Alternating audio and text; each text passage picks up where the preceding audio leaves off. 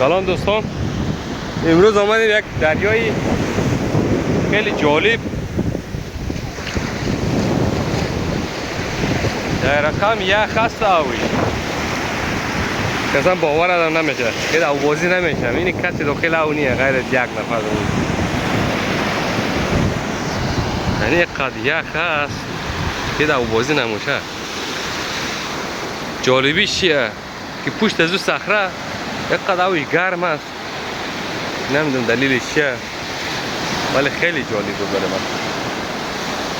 یعنی 3 کیلومتر بیشتر بری او قدر گرمه و اینجا قدر سرد. این هیچ کس آوازی نمیده، کسی داخل او نیست. اوش هم خوب شفافه و از خاطری که سرد بودنش کسی آوازی نمیکنه. غیر از یک نفر نمونی است دیگه تا زانو داخل آوه. ولی خیلی جالبه.